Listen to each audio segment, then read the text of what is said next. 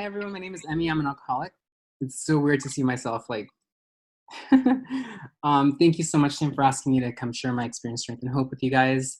Um, I'll just give some stats. My sobriety day is September 3rd of 2007. I have a home group that I attend every week, and I have a sponsor, and I sponsor people in the program.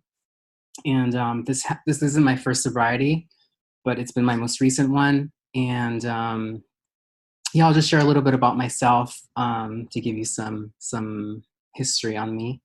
I was born to very young teenage parents, and my mom was 14 when she had me, and my dad was 16.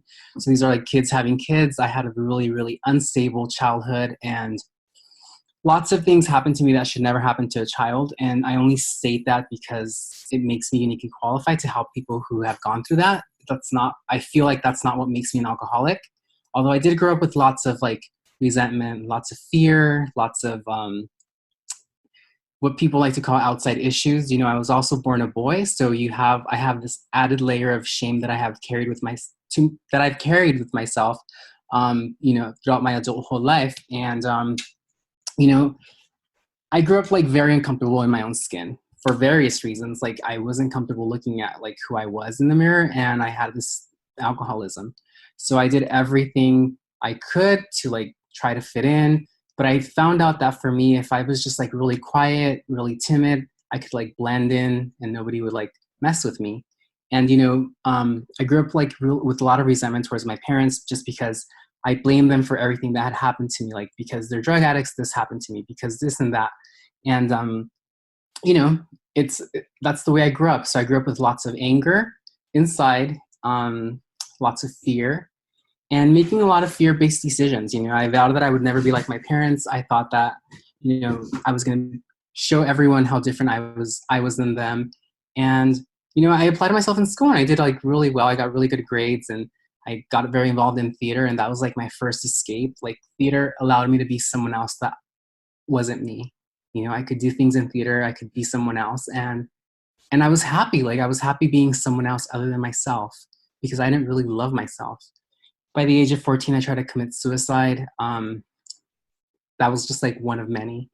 And, I was doing so well in school that I got admitted to 3 universities by the time I was done. And what ended up happening is my mom got arrested for trafficking drugs across the border. And so my sisters were going to go into foster care.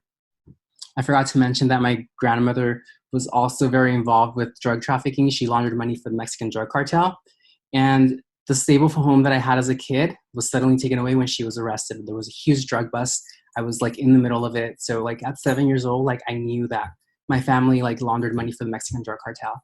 And so there goes more shame because, cops raiding your house, cops taking you to school. It's just like more shame and more shame. And so anyways, I was going to be very different than them. And so when I applied to these universities and I got accepted, I was like excited because I was on my way.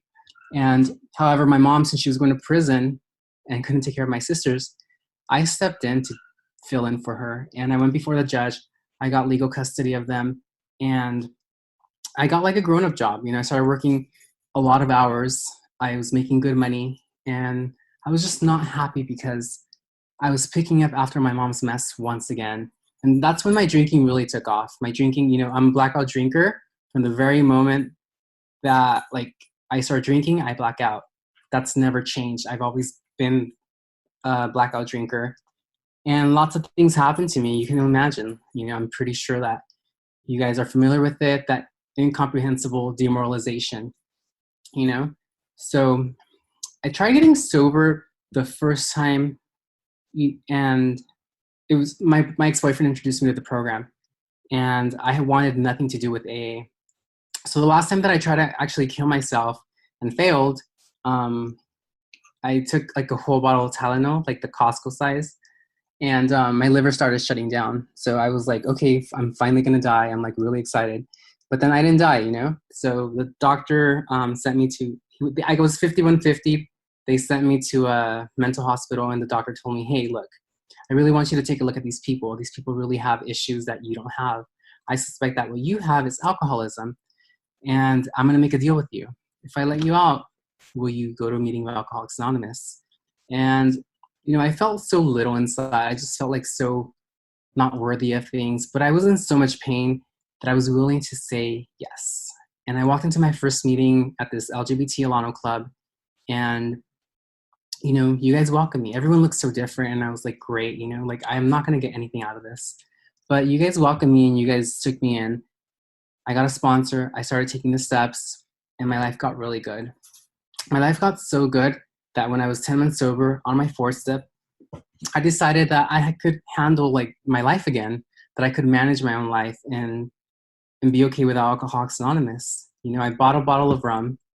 I was living with this guy who had 9 years sober, and we both opened up that bottle and we drank it that night. And it's like I felt this light inside of me like go out as soon as I took that first drink, and it was off to the races. Blackout drinking again. This I really truly believe that this disease is progressive because I started blacking out and doing those terrible things that I did when I drank. And a couple months after that, my life was getting worse. I mean, I got LASIK, drunk. I did like some really stupid things when I was drinking. And so my roommate, he had gotten sober and he suggested that I go to rehab. And I didn't really want to go to rehab. I didn't really want to get sober. I just wanted to get the heat off. So I checked into the nicest rehab that my insurance would pay for. And I moved. I went from San Diego to Los Angeles. And, I just sat around. I didn't participate. I was just there for the ride. Like I said, I had no intention of ever getting sober anymore. And so what ended up happening is I think it was like day 40, around there, I decided that I was going to drink again. I had a huge fight with the girl that I was living with, and I thought it was a good idea to drink. And so I went to the bar, and I just couldn't get out of the car. Something stopped me. And I thought, well, maybe I should just drive to San Diego because that's where my home is. That's where my family is. This was October of 2007. There were fires like in Camp Pendleton back then, like huge flames. And I was in bumper to bumper traffic. I remember like looking out the window and just seeing these flames. And I felt like this really, really powerful force. And that's what I call my burning bush moment, because something changed inside of me. I had like this like awakening. And I went to a meeting as soon as I got to San Diego the very next day. I got a sponsor and I started taking the steps again. And my life got good again. My life got good. And, like, I truly believe that was like a power greater than myself. That was like how it manifested. And because I haven't had a drink or a drug since. And, I'm the type of alcoholic that when life gets good, I feel like I can like take my own will back again. And, life got so good that I went back to college. I got a career, I got my degree, and I moved to LA again. I moved to LA to pursue my dreams, my passions. And life was so good that I put AA on the back burner again. Fortunately, I didn't relapse, but I was not happy inside. Those bedevilments on page 52, they started popping up. I was not happy with myself. I was having trouble with personal relationships, and I was just like white knuckling it, if you will. And I met this guy, and he asked me what meetings I went to when I told him I was sober, and I was like, oh, I don't go to meetings. And he's like, well, how's that working out for you? And I'm like, well, it's not. I'm not like very happy. So he suggested I go to some meetings, and I walked into this meeting called Hollywood Young People's Meeting. And here I was like with 6 years sober, and I felt like a newcomer. I had no spiritual, like nothing. I was emotionally bankrupt. I was just dry, and I really, really don't recommend it. It sucks. I've done the research for you. Being dry is just like, it's so bad. Because there comes a point where you're like, is this all there is? And I'm like, why am I sober if I'm not even having fun? So, I met this group of people at that Hollywood Young People's Meeting, and they invited me to be a part of something. And, they welcomed me with like open arms, and they were hosting a conference called SoCaliPA, which is Southern California Young People's Conference. And so they asked me if I wanted to be a part of, and right away I got really involved in service. Service has been so important for me because it allows me to get out of myself.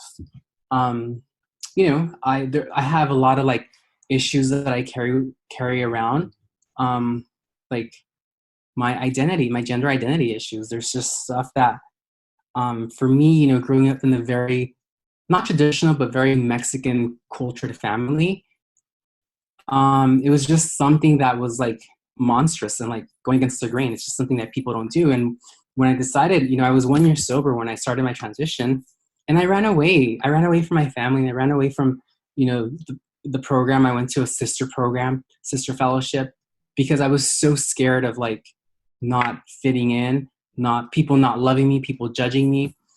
And that's when really I learned about the third tradition. My friends called me and they're like, honey, like, we love you no matter what. Like, the third tradition states that membership, the only, why am I blanking? Third tradition states that the only requirement for membership is a desire to stop drinking. And so, um, you know, I felt a part of, and you guys walked with me through this journey. And so, coming into young people's has been really like what saved my life, because it made me fall in love with Alcoholics Anonymous all over again. And I heard this woman share at a meeting, and she was just sharing her story, and she had this calmness about her. And I hadn't been working with a sponsor, and she talked about this, relationship that she had, and that's something that I wanted. And I asked her to sponsor me. And so she took me through the steps again. She asked me to do a lot of things.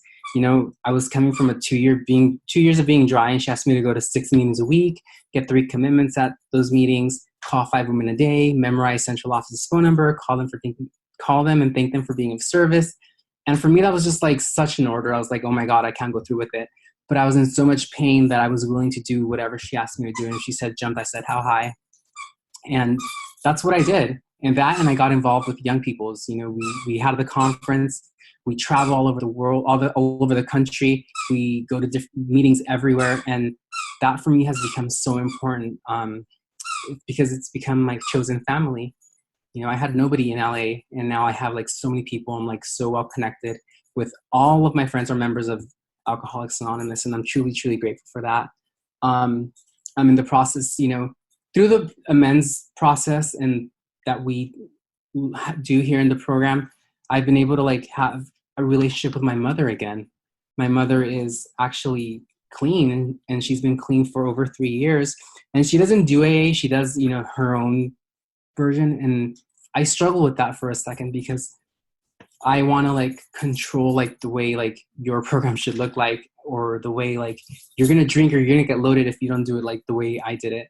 And I've had to really learn to just like take the back seat and let people have their own journey. And for me, it was like so important to learn that my mom has her own higher power that's going to take her through her path.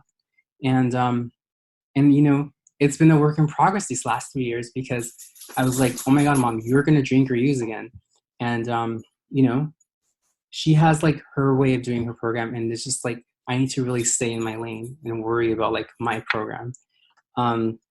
Life is really good. Like I can't complain when you look at the big picture. Life has ups and downs. We go through things. And here's the thing, like, I learned that we don't have to go through anything alone. You know how my sponsor had me call those 5 women a day? And I thought it was so awkward. And it's like, oh, hi, like, this is Emmy. I'm calling just to like check in, say hi. And years later, here I am. And I'm like, I see like the value in that, because when shit hits the fan, it's so much easier to pick up the phone and call someone, because you're in the habit of doing so already. And for me, like the women in the program, like, I mean, literally I grew up in the program. I learned how to be a woman from the women in the program. I learned like the type of woman that I wanted to be. And I learned how to carry myself. I've grown up in AA. I've become like the person that I want to be. And I'm just like so happy. Little things come and go. Some things are inevitable. Just because we get sober doesn't mean we're exempt from life's problems. And we have these tools that not everyone has, and we have each other. And I'm just so grateful to be a member of Alcoholics Anonymous. I'm still very involved in young people's, who are about to host a conference this year, and I'm like really excited. Really, really thrilled for that. And